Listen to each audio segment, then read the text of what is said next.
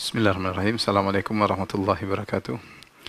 Alhamdulillahi ala ihsani wa syukru lahu ala taufiqihi wa amtinani wa asyhadu an la ilaha illallah wahdahu la syarika lahu ta'ziman li sya'ni wa asyhadu anna Muhammadan abduhu wa rasuluhu da'ila ridwanihi. Allahumma salli alaihi wa ala alihi wa ashabihi wa ikhwani. Para pemirsa yang dirahmati Allah Subhanahu wa taala, pada kesempatan kali ini kita akan bahas tentang kisah Nabi yang mulia, Nabi Ismail alaihissalam, Ismail bin Ibrahim alaihi wassalam. Nabi Ismail alaihissalam, Allah Subhanahu wa taala sebutkan dalam beberapa ayat, di antaranya firman Allah Subhanahu wa taala, "Wadhkur fil kitabi Ismail."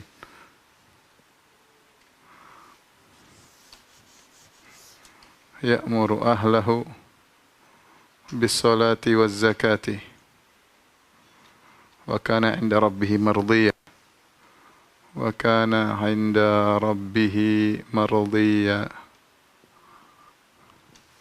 Kata Allah Subhanahu wa taala, wahai Muhammad, sebutkanlah dalam Al-Qur'an kisah Ismail. Ya, ceritakanlah kisah Ismail. Innahu kana shadiqal wa'di. Beliau adalah seorang yang menepati janji. Wa kana rasulan nabiyya. Wa kana rasulan nabiyya.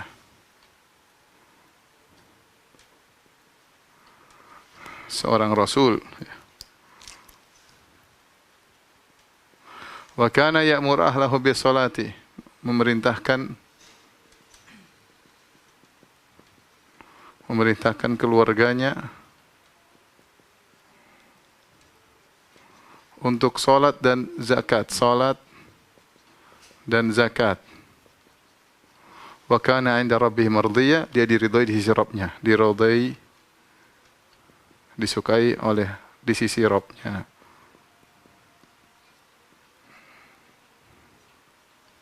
Inilah beberapa ciri Ismail alaihissalam. Kata Allah SWT dalam surat Maryam, sebutkanlah dalam Al-Quran tentang kisah Ismail alaihissalam. Innahu kana shadiqal wa'di. Dia selalu menepati janji. Ini ciri yang pertama, Nabi Ismail alaihissalam selalu menepati janji. Yang kedua, dia seorang rasul. Yang ketiga, dia memerintahkan keluarganya untuk salat dan zakat. Yang keempat, dia diridhai oleh Allah Subhanahu wa taala. Adapun menepati janji, kata para ulama, ahli tafsir seperti Al-Qurtubi dan yang lainnya, bahwasanya Ismail disebut dengan shadiqal wa'di. Kita tahu semua nabi menepati janji, tetapi Ibrahim ishtahara bidzalik. Dia masyhur dengan menepati janji. Di antara janji yang dia tepati adalah ketika dia ingin disembelih oleh ayahnya, dia mengatakan sajidun insyaallah sabirin, ya. Minas sabirin. Kau akan dapati aku, wahai handa, aku akan termasuk orang yang sabar. Dan benar, ketika Ibrahim akan menyembelihnya, dia bersabar, tidak mengeluh, tidak lari. Ya, oleh karenanya seperti para ahli tafsir seperti Syinqiti, sebelumnya juga Tahir bin Asyur mengatakan di antara bukti menepati janji, dia berjanji untuk bersabar ketika disembelih dan dia tepati. Di antaranya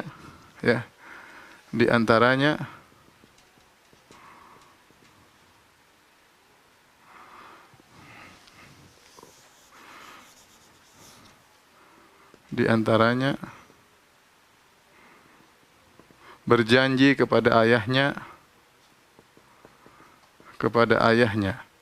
untuk bersabar ketika disembelih.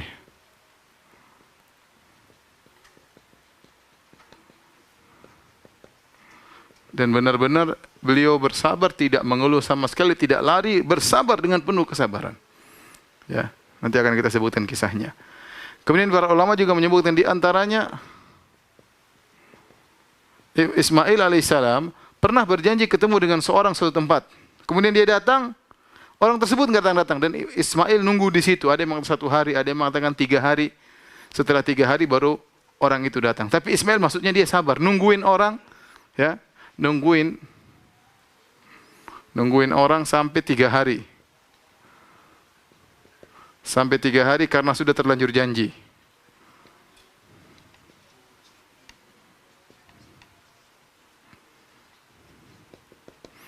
Jadi benar-benar beliau menepati janji. Ya, ini disebut oleh Al-Qurtubi rahimahullah taala dan juga pada tafsir yang lain. Kemudian beliau disebut dengan Rasul. Rasul kepada siapa? Kata para ulama, diutus sebagaimana kata Al-Qurtubi rahimahullah, wa qila ursila ila Jurhum, diutus kepada kabilah Jurhum. Kabilah Jurhum yaitu Arab. Ya, Arab. Kita tahu bahwasanya seluruh nabi diutus kepada kaumnya. Kata Nabi SAW, ya, wa kana an-nabiyyu wa kana al-anbiya, ya, wa kana an-nabiyyu qabli ursila ila qaumihi. Ya. Wa bu'itsa ila nasi 'ammah. Nabi-nabi sebelumku diutus kepada kaumnya. Adapun aku diutus kepada seluruh umat manusia. Oleh karenanya Ismail diutus kepada siapa? Kata para ulama diutus kepada kabilah Jurhum, Arab. Di mana Ismail tumbuh besar di Jazirah Arab, yaitu di Hijaz, di Mekah. Kemudian wa kana amuru ahlahu bis salati waz zakat. Di antara keistimewaan Ismail, dia perhatian sama keluarganya, menyuruh anak istrinya untuk salat dan zakat. Apa maksudnya zakat di sini? Apa maksudnya zakat? Maka apakah syariat zakat? Dan para ulama mengatakan maksudnya zakat di sini ada dua. Ada yang mengatakan zakat maksudnya adalah sedekah secara umum.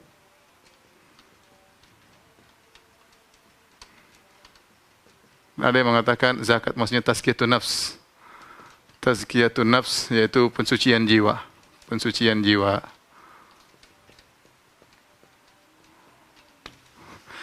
Intinya Ismail alaihissalam punya perhatian terhadap keluarganya, ya. Dan ini tentu yang benar seperti itu, yaitu seorang perhatikan setelah dirinya, dia perhatikan keluarganya. Seorang tidak boleh egois ingin masuk surga sendiri. Dia harus ajak istrinya, anak-anaknya untuk bisa masuk surga. Dan Ismail alaihissalam memperhatikan betul agar keluarganya salat dan untuk bayar zakat atau untuk sedekah, suruh bersedekah oleh beliau, dan dampaknya wa kana inda rabbih mardiyan. Dia diridhai oleh Allah Subhanahu wa taala karena selalu melakukan hal yang mendatangkan keridhaan Allah, maka dia pun diridhai, ya. Al jaza' min jinsil amal, ya. Balasan sesuai dengan perbuatan. Ya, beliau selalu melakukan hal yang membuat keridhaan Allah, maka dia pun diridhai oleh Allah Subhanahu wa taala. Ada sisi kelima keistimewaan Ismail, di antaranya yang kelima, yaitu apa? Dalam ayat yang lain, beliau bersama ayahnya Ibrahim yang membangun Ka'bah, Kata Allah Subhanahu wa taala, wa idh yarfa Ibrahimul qawaida minal baiti wa Ismailu rabbana taqabbal minna innaka antas samiul alim. Ya, dalam surat Al-Baqarah Allah mengatakan wa idh yarfa Ibrahim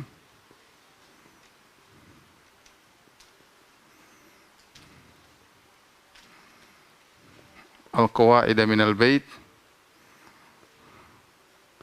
wa Ismailu, tatkala Ibrahim mengangkat pondasi Ka'bah bersama Ismail. Ya, jadi Ismail dan Ibrahim lah yang membangun Ka'bah. Ini di antara keistimewaan Ibrahim alaihissalam, ada 5 yang Allah sebutkan dalam Al-Quran.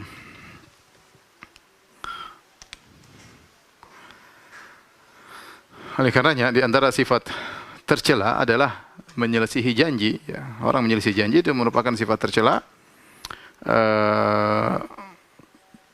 Sifat orang munafik, ya, dan orang yang menepati janji adalah sifat orang terpuji, sifat para anbiya dan para rasul. Taib. Para yang dirahmati oleh Subhanahu wa taala, bagaimana kisah lahirnya Ismail alaihissalam? Sudah kita jelaskan, ya, pada pertemuan sebelumnya dalam kisah Ibrahim alaihissalam, ketika Nabi Ibrahim alaihissalam diusir oleh Babil, oleh negerinya di Babil, Namrud dan juga warga negaranya, rakyatnya semua mengusirnya, maka dia keluar dari Babil dengan berdoa, Rabbi habli minas salihin. Dia berdoa, ya Rabbku habli minas salihin. Ya Rabbku anugerahkanlah kepadaku anak saleh. Ini Ibrahim berdoa. Ini dalil bahwasanya untuk mendapat anak saleh kita butuh doa. Kalau Ibrahim saja Nabi berdoa, ya apalagi kita. Kata Allah, fabasyarnahu bigulamin halim. Maka kami beri kabar gembira kepada Ibrahim tentang seorang anak yang halim, yang sabar. Dialah Ismail. Jadi Ismail ini adalah jawaban dari doa Ibrahim. Ibrahim berdoa, maka Allah kabulkan permintaan Nabi Ibrahim alaihissalam dengan Ismail. Tapi subhanallah, berapa tahunkah baru muncul Ismail? Lama. Allah kabarkan fabasyarnahu bigulamin halim. Kami beri kabar gembira kepada Ibrahim tentang seorang anak yang sabar, yaitu Ismail nanti. Tapi kapan Allah kabulkan? Jadi Ibrahim kira-kira keluar dari Babil, umur beliau masih muda, ya. Sami'na fatan yadhkuruhum, ayat yang kita bahas pada pertemuan kemarin, yaitu bahwasanya mereka mengatakan ada seorang pemuda yang mencela-cela tuh patung-patung kita. Jadi artinya Ibrahim masih pemuda, ada yang mengatakan belasan, taruhlah umurnya 20, taruhlah umurnya 20. Kemudian dia pergi ke Haran menikah dengan Sarah, ya taruhlah umurnya 20 sekian. Kemudian kapan baru punya anak Ismail? Subhanallah, disebutkan baru punya anak tatkala berumur 83 tahun. Jadi dari umur 20 sampai 83, puluhan tahun menunggu. Allah tidak langsung kabulkan doa Nabi Ibrahim alaihissalam. Jadi Allah punya hikmah. Tidak semua berarti kalau kita berdoa harus dikabulkan saat itu. Allah tahu kapan waktu yang tepat untuk kita dikabulkan doanya. Lihatlah Ibrahim alaihissalam berdoa umur 20-an, baru dikasih anak 60 tahun berikutnya. Bayangkan. 60 tahun berikutnya baru dikasih anak, baru dikabulkan. Ya. Lihatlah Yakub alaihissalam. Ketika Yusuf alaihissalam hilang, dibuang oleh kakak-kakaknya, dia berdoa. Bahkan tiap hari menangis, minta agar Yusuf kembali. Tapi kapan kembali? Ada yang mengatakan setelah 80 tahun, ada yang mengatakan setelah belasan tahun. Intinya tidak langsung dikabulkan. Kita serahkan kepada Allah. Kita boleh mereka-reka apa yang terbaik bagi kita, tapi yang lebih tahu yang terbaik bagi kita adalah Allah Subhanahu wa taala, pencipta kita. Allah lebih tahu ya tentang diri kita daripada diri kita sendiri. Dan subhanallah ya, puluhan tahun menanti, 60-an tahun menanti kedatangan Ismail, akhirnya Allah kabulkan, lahirlah putra yang sangat dia cintai tersebut, Ismail, dan ternyata putra itulah sumber ujian bagi Ibrahim alaihissalam. Ya. Menanti kedatangan anak puluhan tahun itu sudah ujian tersendiri. Betapa banyak orang tidak sabar sekarang menikah sekian tahun tidak punya anak, enggak sabar. Ibrahim 60 tahun nunggu punya anak, kesabaran luar biasa setelah menikah dengan Sarah. Taib, bagaimana lahirnya Ismail? Telah kita sebutkan pada pertemuan kemarin ketika Sarah diganggu oleh Raja Mesir, akhirnya Sarah diberi hadiah, fa akhdamaha Hajar, diberi hadiah yaitu pembantu yang bernama Hajar. Kemudian tinggallah Ismail, Sarah dan Hajar di Palestina puluhan tahun. Sarah tidak juga punya anak. Akhirnya Sarah ternyata mandul, tidak punya anak. Dan Ibrahim saat itu sudah tua juga, umur sudah 80-an ya. Kemudian di dalam hadis disebutkan umur 80-an, setelah 80 tahun lewat Ibrahim disuruh sunat oleh Allah Subhanahu wa taala.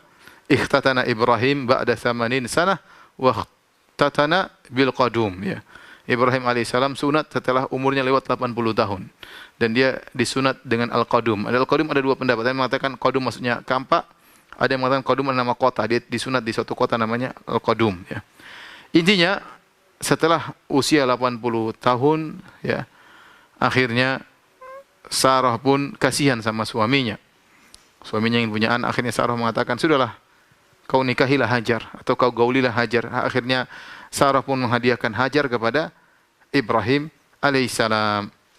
Ternyata ketika Ibrahim menggauli Hajar, ternyata Hajar pun mengandung dan akhirnya punya anak namanya Ismail. Disebutkan oleh para ulama ya bahwasanya Ismail lahir sebelum Ishak, yaitu anaknya Hajar lahir sebelum anaknya Sarah, itu jaraknya sekitar 14 tahun. Sekitar 14 tahun. Wallahu a'lam bishawab, tidak ada dalil yang tegas, ini diambil dari Israiliyat.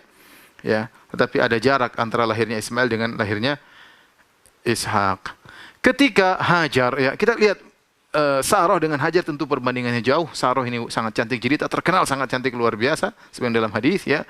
Hajar tentu tidak secantik Sarah.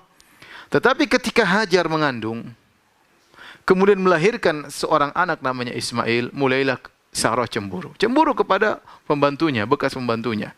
Kenapa? Karena tadinya dia tidak cemburu, bahkan dia yang menawarkan Hajar untuk dinikahi oleh Ismail. Istilahnya Sarah yang mencarikan istri kedua bagi suaminya. Sarah yang mencarikan. Tetapi ketika istri keduanya tersebut memiliki apa yang tidak dia miliki, itu punya anak dan dia tidak punya, maka timbullah kecemburuan Sarah. Akhirnya Sarah cemburu kepada Hajar, ya. Dan akhirnya Sarah dalam riwayat disebutkan bertekad untuk melukai atau memotong 3 anggota bagian dari tubuh Hajar. Marah, dia bersumpah saya akan memotong Hajar pada 3 bagian. Ya, akhirnya Ibrahim kasih ide. Ya. agar Sarah tetap menjalankan sumpahnya, maka Ibrahim menyuruh Sarah untuk melakukan 3 pemotongan tersebut. 2 di telinga, dibuat lubang telinga. Kemudian salah satunya menyunati Hajar. Jadi Sarah melakukannya 2 di lubang, 2 telinga dilubangi, dan kemudian menyunati sunat kepada Hajar, ya. Dan akhirnya Sarah pun cemburu, ya. Sarah pun cemburu. Akhirnya kecemburuan semakin besar. Akhirnya Allah menyuruh Ibrahim untuk membawa dari Hajar dan Ismail putranya ke Mekah. Dan lihat dalam hal ini Ibrahim sama sekali tidak marah sama Sarah. Kenapa? Dia tahu bahwasanya Sarah itu orang baik, wanita baik. Bukankah Sarah yang menawarkan Ibrahim untuk menikah dengan Hajar? Yang menawarkan siapa? Sarah. Dan Sarah wanita soleha. Tidak ada yang ragu tentang kesolehan Sarah. Tatkala semua orang kafir, Sarah beriman. Sampai Ibrahim waktu berjalan di Mesir, dia mengatakan, wahai Sarah, tidak ada yang beriman di atas muka bumi di Mesir kecuali aku dengan engkau. Luar biasa. Tatkala semua orang kufur, dia beriman kepada Ibrahim alaihissalam. Kemudian kita sudah buktikan Sarah begitu salehah. Buktinya waktu dia ingin digoda oleh Raja Mesir, dia berdoa, langsung tangan raja tersebut terbelenggu. Ketika dia berdoa, langsung terlepas. Dan ini menunjukkan luar biasanya Sarah, doanya langsung dikabulkan oleh Allah Subhanahu wa taala. Namun ketika dia cemburu, maka otaknya sebagian tertutup, dan itu biasa wanita. Tatkala cemburu, ya, kecerdasannya, akalnya tertutup oleh kecemburuannya. Oleh karenanya, ini juga dialami oleh Aisyah radhiyallahu taala anha. Tatkala Rasulullah SAW sedang di rumah Aisyah radhiyallahu taala anha, tiba-tiba ada banyak tamu, tiba-tiba ada istri yang lain dari istri Nabi itu madunya mengirim makanan. Maka Aisyah pun cemburu, maka dia pun memukul tangan pembantu yang membawa makanan dari madunya. Maka makanan tersebut yang di atas piring jatuh, piringnya pecah, makanan berhamburan. Ketika Nabi melihat makanan berhamburan, Nabi pun mengumpulkan makanan tersebut dengan piring yang baru dari milik Aisyah. Kemudian Nabi berkata, gharat ummukum, ibunda kalian sedang cemburu. Ibunda kalian sedang cemburu. Maksudnya Nabi mengingatkan kepada para sahabat, jangan kalian mencela istriku, yaitu istriku Aisyah adalah ibunda kalian. Dia melakukan kesalahan ini kenapa? Karena dia cemburu. Karena dia cemburu. Bahkan dalam sebagian ulama berpendapat, Rasulullah berkata, gharat ummukum, artinya ibunda kalian Sarah juga dulu cemburu. Sebagaimana Aisyah sekarang cemburu. Sebagaimana kalian tidak mencela Sarah dahulu ketika cemburu ibunda kalian Sarah cemburu, maka demikian juga jangan cela Aisyah karena dia melakukan kesalahan karena kecemburuan. Ibnu Hajar rahimahullah tatkala mengomentari hadis ini, gharat ummukum, ibunda kalian sedang cemburu, dia mengatakan fihi isyaratun ila adami muakhadhatil ghaira bima yasduru minha li'annaha fi tilkal hala yakunu aqluha mahjuban bi syiddatil ghadab alladhi atharathu al-ghairah. Ya, kata Ibnu Hajar, hadis ini menunjukkan tidak boleh kita menghukum wanita yang sedang cemburu kalau dia melakukan suatu kesalahan. Karena ketika dia sedang cemburu, akalnya ditutupi dengan kerasnya kecemburuannya. Ya, sehingga akalnya tertutup, ya. Oleh karenanya diriwayatkan dengan sanad yang kuat atau sanad yang baik dari Aisyah secara marfu, Nabi pernah bersabda, annal ghaira'a la tubsiru asfalal wadi min a'lahu. Bahwasanya wanita kalau sudah cemburu, dia tidak bisa bedakan mana dasar lembah dan mana atas lembah saking cemburunya. Dan itu sifat wanita. Ini harus dipahami oleh para laki-laki, ya. Kalau istri kita cemburu, maka kita harus banyak-banyak memaafkan, ya. Ya, kalau dia pecahin piring biarin aja, ya. Aisyah pecahin piring. Kalau dia banting HP, biarin aja. Lihat HP-nya murah, biarin. HP-nya mahal, ditegur, ya. Intinya bagaimana kita mau marah kepada seorang wanita yang melakukan kesalahan karena saking cinta kepada kita. Ini pelajaran berharga bagaimana Ibrahim alaihissalam, ya, sabar dengan Sarah, dan bagaimana Muhammad SAW sabar dengan Aisyah. Jangan kita tuduh istri kita enggak soleha. Apa kurang solehanya Sarah?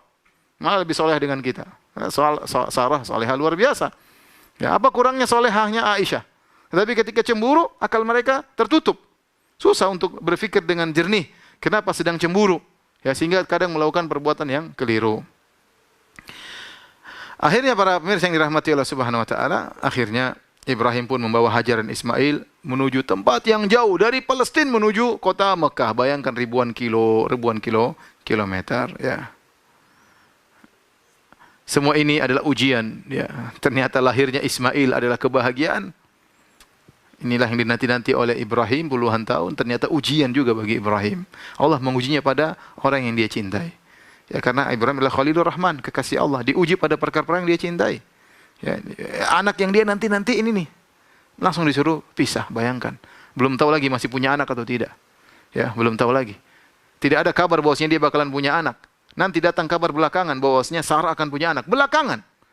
Tatkala malaikat datang ingin membinasakan kaum Lut, akan kita jelaskan pada kisah Nabi Lut alaihissalam. Tetapi ketika Ibrahim meletakkan anaknya Ismail, anak satu-satunya yang dia nantikan selama puluhan tahun di kota Mekah, dia tidak tahu punya anak lagi atau tidak. Sementara dia tahu istrinya Sarah mandul. Tapi ini ujian. Padahal kalau Hajar di sisinya mungkin dia bisa punya anak lagi, punya anak lagi, punya anak lagi. Dan siapa laki-laki tidak ingin punya anak, semua ingin punya anak. Tapi ini ujian. Bayangkan anak yang dia nantikan ternyata itulah sumber ujiannya. Taib. Berangkatlah Ibrahim bersama Hajar dan Ismail menuju ke Mekah. Kisah tentang berangkatnya Ibrahim dan Hajar dan Ismail menuju Mekah datang dalam Sahih Bukhari dalam hadis yang panjang dari Ibnu Abbas radhiyallahu ta'ala anhuma. Saya bacakan sebagian lafalnya. Kata Ibnu Abbas radhiyallahu anhuma, "Awwala ma takhadha an-nisa' al-mintaqa min qibali ummi Ismail ittakhadhat mintaqan li tu'afiya atharaha ala Sarah thumma ja'a biha Ibrahim wa ibniha Ismaila wa hiya turdi'uhu." Kata Ibnu Abbas, yang pertama kali menggunakan mintak. Mintak itu semacam sabuk yang dipakai di pinggang kalau seorang wanita sedang kerja keras, maka dia menaikkan roknya kemudian dia ikat supaya dia bisa lega dalam bergerak. Namanya mintak, diikat. Kata Ibrahim yang pertama kali pakai mintak adalah Hajar. Buat apa dia pakai mintak? Dia macam sabuk dan kemudian ada ekornya. Buat apa? Itu kain panjang di belakangnya untuk menutup bekas kakinya karena dia sedang dikejar oleh Sarah. Bayangkan. Dikejar oleh Sarah maka dia pakai mintak supaya bekasnya tidak terlihat oleh Sarah. Sebagian ulama mengatakan dalam riwayat bahwasanya Hajar menggunakan baju pembantu untuk membuat ridho Sarah. Artinya Hajar yang mengatakan, "Wahai Sarah, jangan marah kepadaku, aku bekas pembantumu." Hajar bukan sedang menyaingi Sarah, ya. Tidak ada dalil bahwasanya Hajar ingin menyaingi Sarah. Berbeda dalam Bible disebutkan bahwasanya setelah Hajar punya anak dia mentang-mentang dia menghina merendahkan Sarah. Itu dalam Bible. Dalam Islam tidak ada begitu. Dalam Islam tidak ada bahwasanya Hajar mentang-mentang kemudian merendahkan Sarah karena enggak punya anak, enggak. Tapi Sarah cemburu dan Hajar pun bahkan menunjukkan dirinya seorang bantu agar Sarah tidak marah. Dan ini adalah kemuliaan akhlak Hajar. Oleh karena saya ingatkan kepada ibu-ibu yang kebetulan mungkin ibu adalah posisinya istri pertama atau istri kedua atau istri ketiga, harus banyak-banyak bersabar dalam menghadapi kehidupan berpoligami, ya. Sama-sama bekerja sama untuk bisa menegakkan syariat Allah agar suami bisa menegakkan syariat Allah Subhanahu wa taala.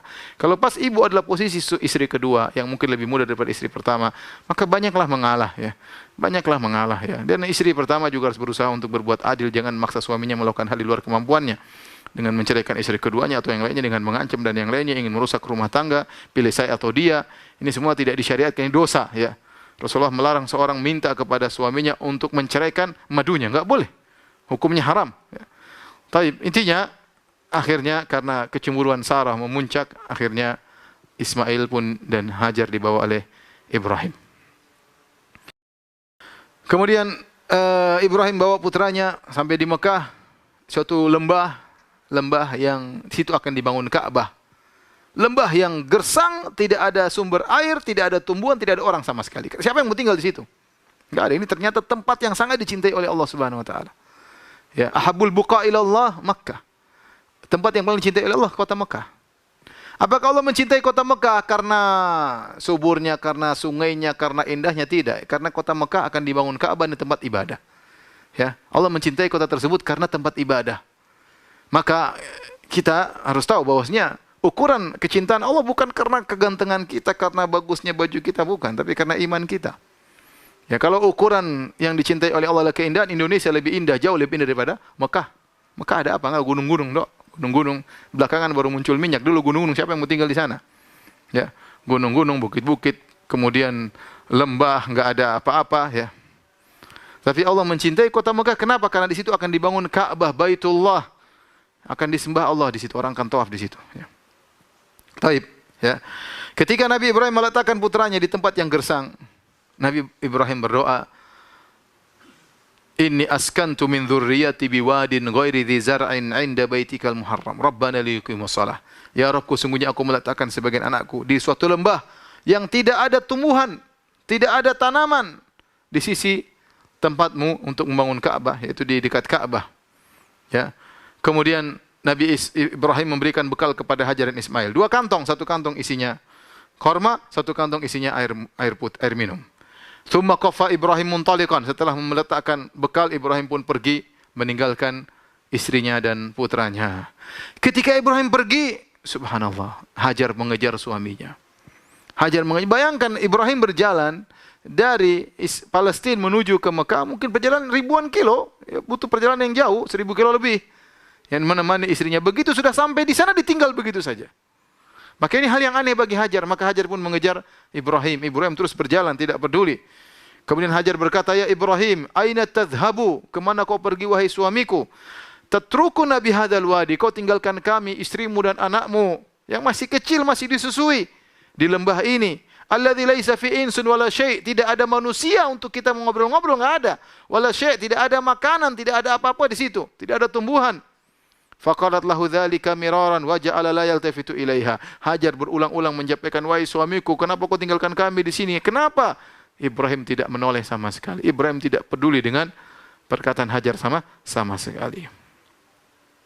Tatkala Hajar menyadari enggak mungkin suaminya seperti ini. Dia kenal betul siapa Ibrahim, lelaki yang saleh, yang bertakwa kepada Allah, yang sayang kepada istrinya.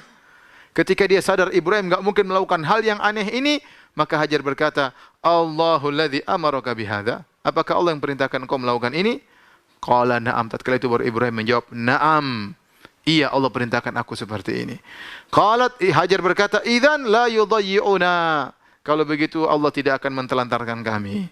Tsumma raja'at, kemudian dia pun balik ngurusi anaknya. Ibrahim jalan terus sampai ketiga tiba di satu saniyah, tempat yang agak tinggi, haitsu la yarawnahu. Tatkala anak istrinya sudah tidak lihat dia lagi, maka dia balik badannya menghadap Ka'bah, menghadap areal akan dibangun Ka'bah. Dia ingin mendoakan anak dia, hatinya hancur Ibrahim, hatinya sedih, tapi ini perintah Allah, mau diapain?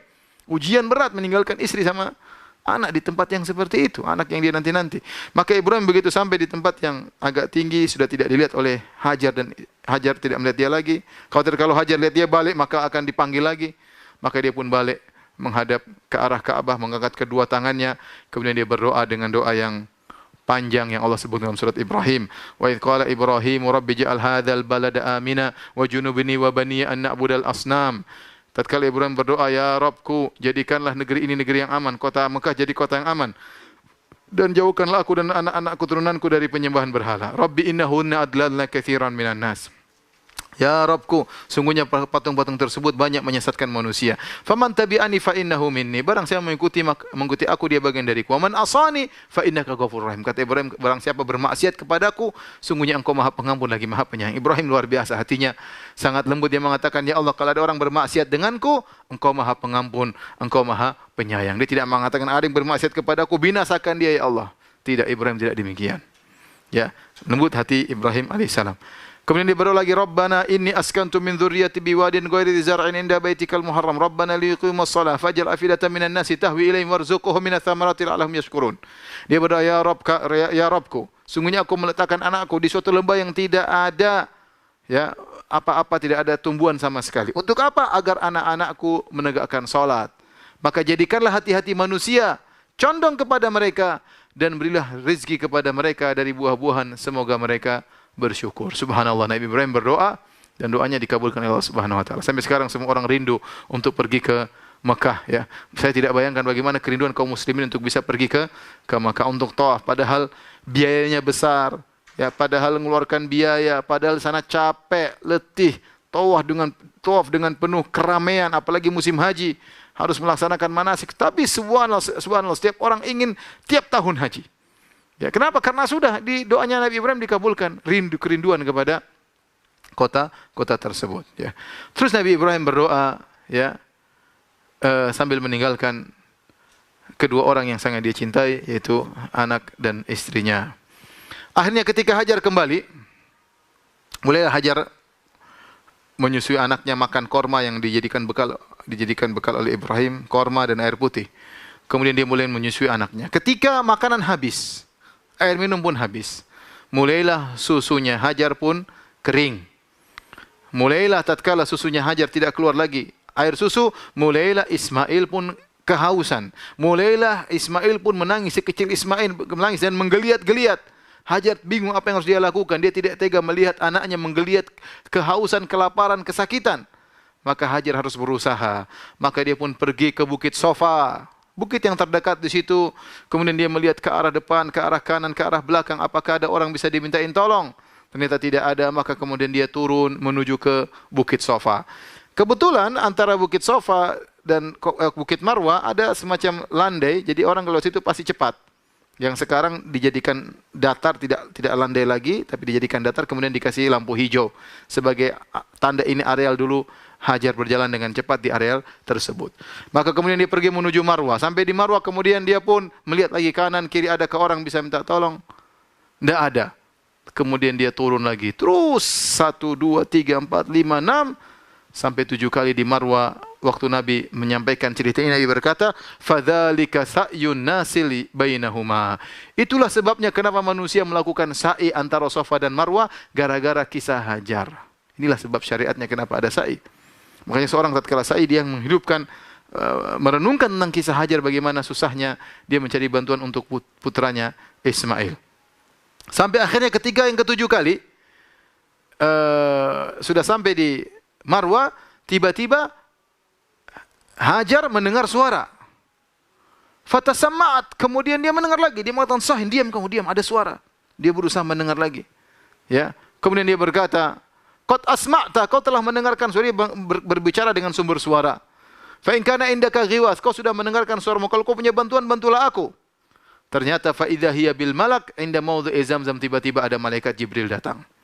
Datang menuju Ismail yang diletakkan dekat sumber Zamzam. Fabahatha bi aqibihi wa qala bi janahi. Kemudian malaikat tersebut menggali pasir dengan kakinya, dengan tumitnya atau dengan sayapnya. Hatta dhaharal ma', tiba-tiba keluar air Zamzam.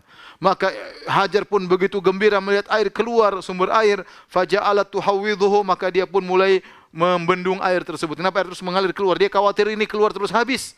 Maka dia dibuat bendungan oleh Hajar supaya airnya tidak habis. Kemudian wa ja'alat taghrifu minal ma', dia ambil isi air di tempat siqanya, tempat airnya, ya. Dia masukin air, wa yafur, air keluar dengan deras. Kemudian dia bendung supaya tidak habis. Rasulullah SAW ketika menceritakan hal ini, Rasulullah SAW mengomentari. Beliau berkata, "Yarhamullahu umma Ismail." Semoga Allah merahmati ibunya Ismail, itu Hajar. "Lau tarakat Zamzam aw lam tagrif minal ma' lakanat Zamzam ainan ma'inan." Seandainya Hajar tidak membendung, maka air Zamzam tadi akan mengalir seperti sungai di kota Mekah. Tapi karena dia bendung, airnya berhenti, akhirnya jadi sumber air. Ya, ini semua qadarullah, ya. Qadarullah. Tapi kata Nabi, seandainya dia biarkan, akan menjadi air yang mengalir di kota Mekah. Akhirnya setelah ada air Zamzam, maka Hajar bisa hidup bersama air Zamzam. Tidak ada makanan lain, tidak ada buah, tidak ada daging, tidak ada pisang, tidak ada beras, tidak ada korma, air Zamzam tok. Ternyata dia mampu hidup dengan air Zamzam tersebut, mampu menyusui putranya Ismail. Karena air Zamzam memang air yang penuh berkah. Nabi pernah berkata, "Ma'u Zamzam lima syuribalahu." Air Zamzam tergantung niat apa seorang yang meminumnya. Nabi juga pernah berkata, "Innaha mubarakatun, innaha tu'amu tu'min, wa shifa'u suqmin." Sungguhnya air Zamzam air yang berkah, air yang bisa mengenyangkan dan bisa menyembuhkan penyakit. Ini Nabi ucapkan kenapa dalam Sahih Muslim tatkala Abu Dzar Al-Ghifari datang ke Mekah dan dia sembunyi-sembunyi. Dia ingin mencari Nabi, tapi dia tidak ingin terang-terangan. Maka dia bersembunyi selama sebulan penuh. Tidak makan, tidak ada makanan kecuali air Zamzam. Dia tidak ingin keluar cari Nabi. Tatkala itu di Mekah orang sedang menuduh Nabi penyihir, dukun dan yang lainnya, khawatir dia diganggu oleh orang Quraisy. Akhirnya dia sembunyi-sembunyi. Sampai setelah sebulan akhirnya ketemu Nabi di Masjidil Haram. Nabi lihat di perutnya ada semacam bengkok, macam gemuk, tanda gemuk, lipatan perut. Nabi bertanya, "Apa yang kau makan selama ini?" Kata dia, "Enggak ada kecuali Zamzam." Kata Nabi, "Innaha mubarakatun." Sungguhnya air Zamzam air yang berkah. "Innaha ta'amu tu'min." Air Zamzam bisa mengenyangkan. Dan ini di antara keistimewaan Zamzam. Buktinya Ismail, Hajar hanya minum air Zamzam, tapi dia bisa kenyang, dia bisa menyusui anaknya. Setelah keluar air Zamzam, malaikat berkata kepada Hajar, "La takhafu dhai'ah." Jangan kau khawatir Hajar, kau akan ditelantarkan. Kau tidak akan ditelantarkan oleh Allah. Fa innaha huna baitallah. Di sini akan dibangun rumah Allah, Ka'bah, Ya bani hadzal gulam wa abuhu, yang bangun ini anak yang masih kecil ini. Nanti suatu saat dia akan bangun bersama bapaknya. Wa innallaha la yudhi'u ahlahu, dan Allah tidak akan mentelantarkan hambanya, ya. Subhanallah. Ketenangan, ya, yang Jibril berikan kepada Hajar, berita kabar gembira dari Allah Subhanahu wa taala. Akhirnya hiduplah Hajar dan Ismail di situ. Sampai suatu hari lewatlah kabilah Jurhum. Siapa kabilah Jurhum? Kabilah Jurhum ini dari Al-Arab Al-Aribah, dari Arab asli, dari Yaman, dari Qahtan. Mereka setelah musibah di Yaman, mereka pun keluar dari Yaman untuk mencari tempat tinggal. Di antaranya mereka sampai berhijrah ke Hijaz, ke Mekah.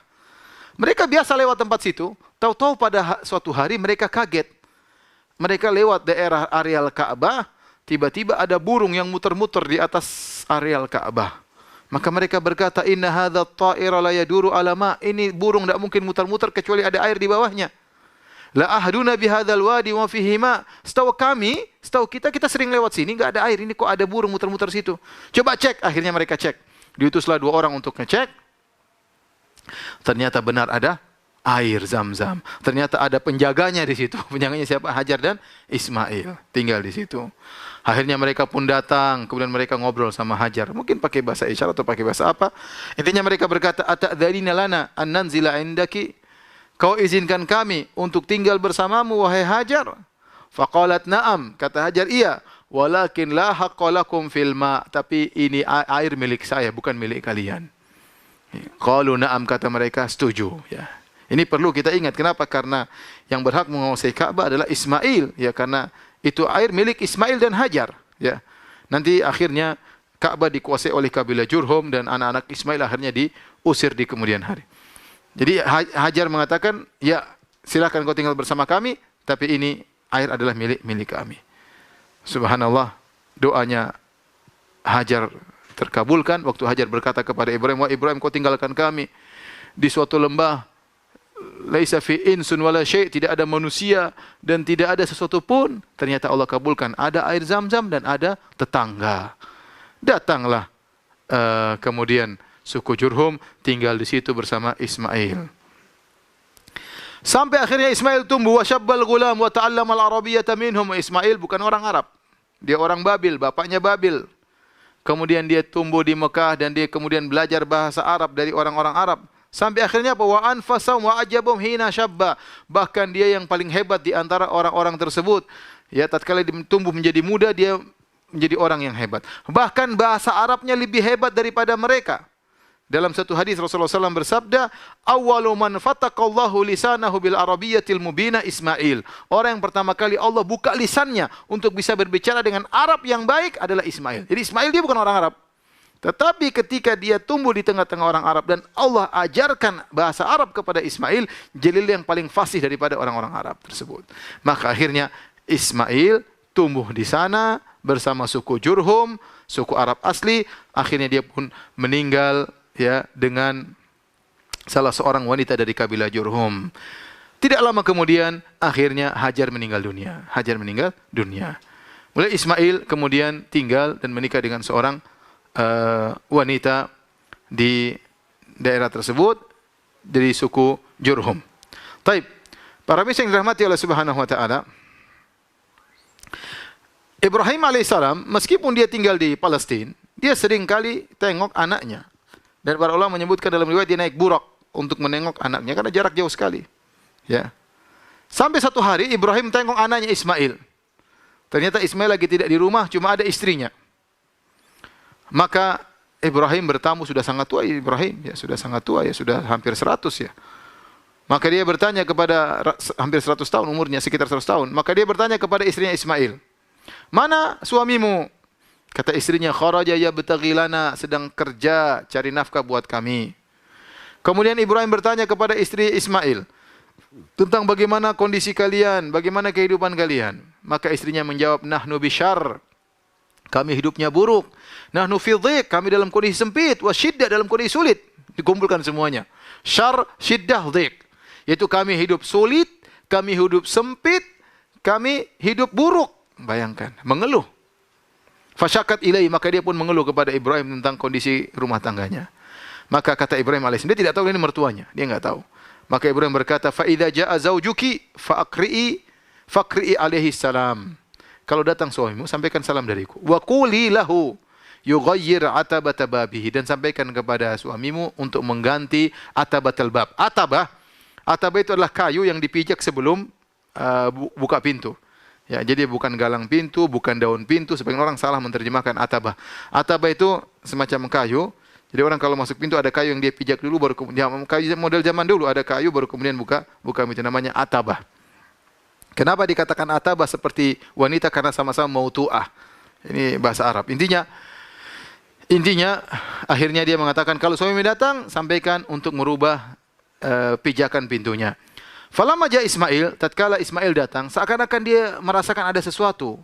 Dia mengatakan, "Hal ja'akum min ahad?" Apakah ada orang datang tadi? Qalat, "Na'am, ada." "Na'am, ja'ana syaikhun kadza wa kadza." Datang seorang yang sudah tua, ciri-cirinya begini-begini. "Fasa'alana anka fa akhbartu." Dan dia tadi bertanya tentang dirimu, maka aku kabarkan tentang engkau. "Wa sa'alani kaifa aishuna." Dan dia bertanya bagaimana tentang kehidupan kita. Fa akhbartuhu, maka aku kabarkan bahwasanya kita dalam kondisi berat, dalam kondisi sulit, dalam kondisi sempit. Ismail bertanya, "Fahal awsaqi bi syai'in?" Apakah orang tua itu berwasiat sesuatu kepada engkau? Qalat, "Na'am, iya." "Amarani an aqra 'alaika salam." Dia katakan agar menyampaikan salamnya untukmu. "Wa yaqul ghayyir atabata babik." Dan dia menyuruh engkau mengganti pijakan pintumu. Maka Ismail berkata, "Dzaka abi." Itu orang tua yang datang adalah bapakmu, adalah bapakku.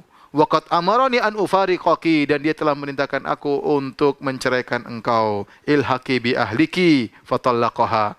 Kata Ismail, pulanglah ke rumah orang tuamu, maka akhirnya diceraikan oleh Ismail alaihissalam. Timbul pertanyaan, kalau ada bapak kita bilang, "Nak, ceraikan istrimu," boleh enggak?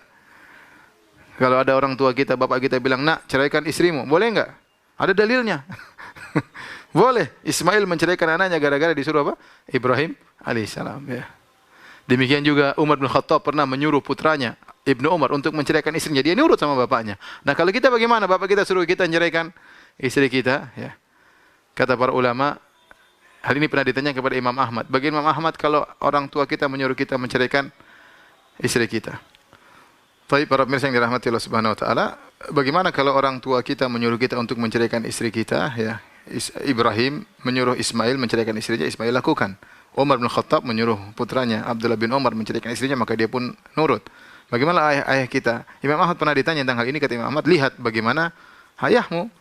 Kalau memang ayahmu seorang alim yang berilmu, kemudian menyuruh untuk menceraikan istri karena ilmu, maka patuhlah. Tapi kalau orang tuamu ternyata bukan orang berilmu, ya bukan karena dasar syar'i, maka tidak perlu nurut kepada orang tua."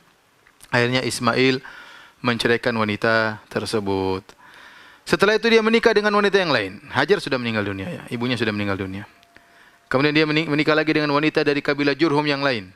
Maka tidak lama setelah menikah, Ibrahim datang lagi nengok. Ketemu lagi ke rumah istri Ismail, ternyata suaminya lagi tidak di rumah. Maka Ibrahim bertanya kepada istrinya, "Kemana Ismail?" Kata istrinya, "Kharaja yabtaghi lana," sedang mencari nafkah, sedang berburu. "Kaifa antum?" Bagaimana kondisi kalian? Ibrahim bertanya tentang kondisi kehidupannya. Maka wanita ini berkata apa? "Nahnu bi khairin wa sa'atin." Kami dalam kondisi lapang, kami dalam kondisi baik. Bayangkan kondisinya sama. Tapi istri kedua ini pandai bersyukur. Dia mengatakan, "Nahnu bi khair," kami dalam kondisi baik. "Nahnu bi sa'ah," kami dalam kondisi lapang. Yang awal tadi bilang apa? Sempit, syar, dhiq, ya. Syiddah, sempit, sulit, ya. Berat, ya. Yang ini enggak, kami dalam kondisi lapang, dalam kondisi baik. Kemudian dia memuji Allah Subhanahu wa taala. Bayangkan. Ya, kadang sebenarnya sama, sikap wanita beda-beda. Ada yang pandai bersyukur, ada yang pandai memaki, ya. Faqala ma ta'amukum, maka Ibrahim bertanya, "Apa yang kalian makan?" Qalatil lahm, kami makan daging. Qala fama syarabukum, apa yang kalian minum? Qalatil ma, air putih, enggak ada beras, ya, enggak ada jagung, enggak ada korma, cuma ada daging sama air. Qala Allahumma barik lahum fil lahmi wal ma. Nabi Ibrahim berdoa, "Ya Allah, berkahilah mereka pada daging dan air." Nabi SAW mengomentari, "Walam yakun lahum yawma idzin habbun," tidak ada biji-bijian tatkala itu di Mekah.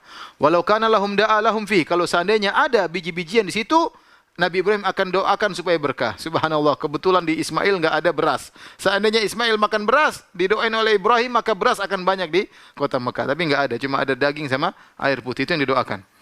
Fahuma la yakhlu alaihima ahadun bi ghairi Makkah illa lam yuwafiqahu. Dan subhanallah, di Mekah kalau cuma makan daging dan air saja tidak mengapa, perut tidak sakit. Di tempat lain orang kalau cuma makan daging dan air saja bisa mengalami sakit. Misalnya tidak makan yang lain, tidak ada sayur, cuma daging air saja bisa mengalami sakit. Tapi untuk di Mekah tidak mengapa berkat doa Ibrahim. Kemudian Ibrahim berkata, fa idza jaa zaujuki faqri'i alaihi salam. Kalau datang suamimu sampaikanlah salam dariku. Wa murihi yuthbitu atabata babihi, dan perintahkanlah kepada dia untuk mengkokohkan pijakan pintunya. Falamma jaa Ismail qala hal atakum min ahad. Tatkala Ismail datang, Ismail bertanya kepada istrinya, hal atakum min ahad, apakah telah datang kepada kalian seseorang? Perhatikan sini. Ismail mengatakan hal atakum, padahal istrinya cuma satu. Ini boleh seorang mengatakan kepada seorang wanita antum, enggak ada masalah, ya. Hal atakum. Ismail tidak berkata hal ataki. Jadi kita bilang kepada seorang, kita bilang assalamualaikum boleh, assalamualaikum boleh. Wanita assalamualaikum boleh. Ya, wanita saja kita boleh bilang antum, apalagi sesama orang. Misalnya kita bilang antum gimana, ya. Anta boleh, antum juga boleh, enggak ada masalah. Dalam bahasa Arab itu lapang. Jadi antum bilang antum itu salah, harusnya anta. Enggak, ini boleh dalam bahasa Arab. Antum penghormatan, kita bilang gimana kabar antum meskipun dia sendiri. Ya, kita boleh anta, boleh antum, enggak ada masalah. Ini boleh dalam bahasa Arab. Hal atakum min ahad, apakah datang kepada engkau seseorang? Qalat na'am, ya ada. Atana syekhun hasanul hay'ah. Bayangkan dia orang yang mulutnya baik, suka husnudzon. Istri ini waktu ditanya, tadi datang seorang laki-laki, Masya Allah baik penampilannya. Beda dengan istri yang pertama, ada orang tua datang tadi, titik. Ini enggak. Atana syekhun hasanul hay'ah. Datang seorang penampilan sudah tua, penampilannya bagus. Wa athnat alaihi, dipuji lelaki tersebut. Ya, orang tergantung cara pandang. Istri pertama pandangannya buruk, terus istri kedua enggak. Pandangannya baik, menghormati orang lain, suka bersyukur. Fasa'alani anka fa akhbartu. Dia bertanya kepadaku tentang engkau wahai suamiku. Fasa'alani kaifa aishuna, dan dia bertanya kepada kita tentang bagaimana kepadaku tentang kehidupan kita. Maka aku jawab bahwasanya kita dalam kondisi baik. Fa'awsaki bi syai', apakah orang tua itu mewasiatkan sesuatu kepadamu? Qalat na'am, iya. Huwa yaqra'u 'alaika salam, dia menyampaikan salam kepadamu, wa ya'muruka an tuthbita atabata babik, dan dia menyuruhmu untuk mengkokohkan pijakan pintumu. Qala dzaka abi, kata Ismail, itu adalah ayahku. Wa antil atabah, dan engkau adalah pijakan kakiku, pijakan pintu. Wa amaroni an umsikaki, dan dia memerintahkan aku untuk mempertahankan engkau. Akhirnya Ismail berlanjut pernikahannya dengan wanita ini, dan lahirlah anak-anak, yang anak-anak Ismail tersebut disebut dengan al-Arab al-Musta'ribah. Ini sudah pernah kita singgung, Arab campuran. Ini sudah kita singgung ketika kajian tentang Nabi Hud. Jadi Arab, ya, ada 3 Arab: al-Arab al-Ba'idah,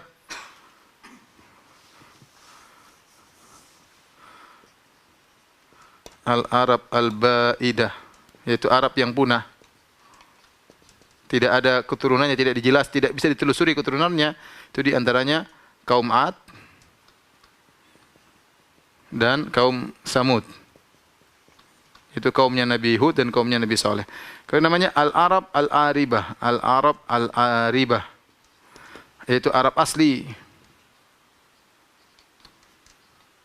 Ini dari kabilah Qahtan. Di antaranya adalah suku Jurhum. Jurhum, suku istrinya Ismail. Ini suku istrinya Ismail. Suku istrinya Ismail alaihissalam. Kemudian yang ketiga namanya Al-Arab Al-Aribah. Al-Arab Al-Musta'ribah. Al-Arab Al-Musta'ribah. Itu Arab campuran. Inilah Arab campuran, inilah hasil dari pernikahan Ismail plus Jurhum, suku Jurhum. Ya, yang asli Arab adalah istrinya, ini asli Arab, Arab Al-Aribah, adapun Ismail bukan Arab. Nah, anak-anak keturunannya inilah disebut Arab Musta'ribah. di antaranya adalah Nabi Muhammad sallallahu alaihi wasallam, ya. Inilah kita lanjutkan insyaallah besok tentang kisah Nabi Ismail alaihissalam. Demikian saja, kurang lebihnya saya mohon maaf. Subhanakallah bihamdik asyhadu an la ilaha illa anta astaghfiruka wa atubu ilaik. Assalamualaikum warahmatullahi wabarakatuh.